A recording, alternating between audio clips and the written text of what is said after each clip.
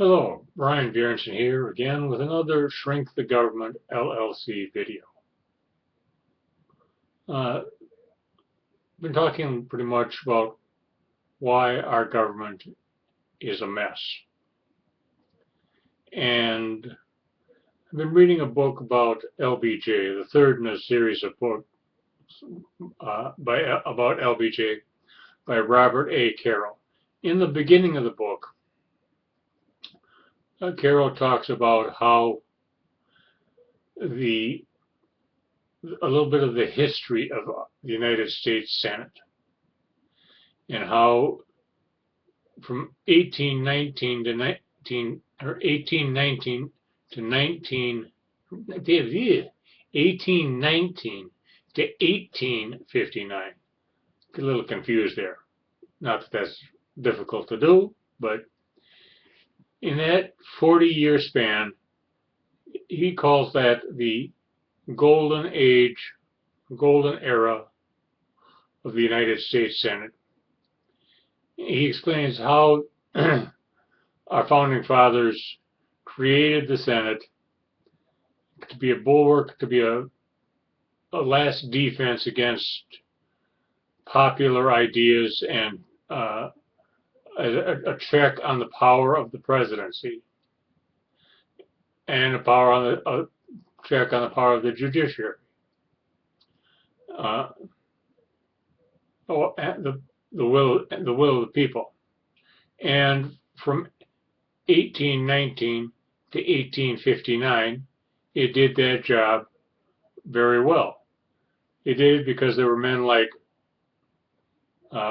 Henry Clay, John C. Calhoun, Daniel Webster, and some others who were concerned about what was good for the country, what was good for the people they represented, and not for their own career. I mean, they were the elite of their times. They were, because that's how you got into the United States Senate. Back when the state legislatures chose the United States senators, they chose men of outstanding men of quality, that had good reputations for in their public behavior and in their private behavior. In the book, he talks about how after the Golden Age, and when the radical Republicans wanted to impeach Andrew Johnson, who would become president after the assassination of Lincoln. They wanted to impeach him. And because the Senate was controlled by the radical Republicans or the Republican Party, it was a pretty much a sure thing to do so. If there were 7 senators, and I forgot the names of them, who stood up to their party and stood up to the popular opinion and voted against impeaching Andrew Jackson, or voted not to convict Andrew Jackson of the charges he was being impeached on. They saw that the charges President Andrew Johnson was being impeached on were not high crimes and misdemeanors, but just going against popular opinion. And so 7 senators voted not guilty on the charges that President Andrew Johnson was going to be impeached on, and they saved the presidency from being a lapdog of the United States Senate. Because they had voted to convict President Andrew Johnson, they would have made the United States Senate so powerful that no president could challenge the United States Senate. And that was something that was, that was the last time that the Senate was acting as the way, or one of the last shining examples how the Senate was acting in the way that our founding fathers planned it to, designed it to work. After that, the Republicans, in order to do things, streamline and make the Senate more efficient, took advantage of a clause in Article 1, Section 5, is clause number 2 of our Constitution. And that is, I shall read it to you.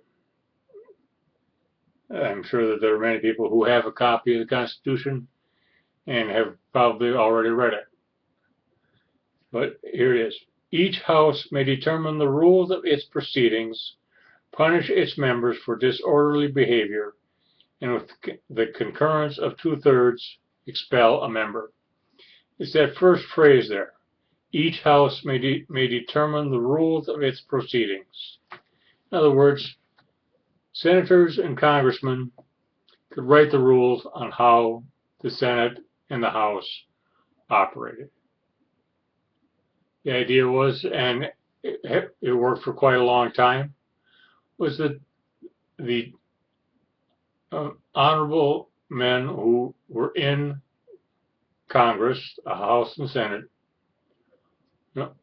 were concerned with what was good for the country, and what was good for the people they represented, and not for their own career.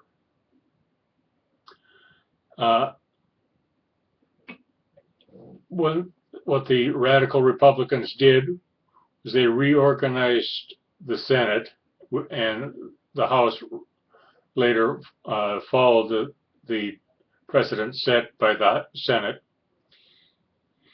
and they created the committee system in the Senate, where the chairman of the committees and the positions, the people appointed to the committees, was determined by the political party. And since the Republicans were in charge for a long time after the war between the states, they determined who was on the committees, who was the chairman of the committees, and they also decided that the chairmanship of the committees was determined by seniority. And since the state legislatures determined who was, I got to do a time check, who was a United States Senator, and the state legislatures were run by Republicans. Republicans had the seniority.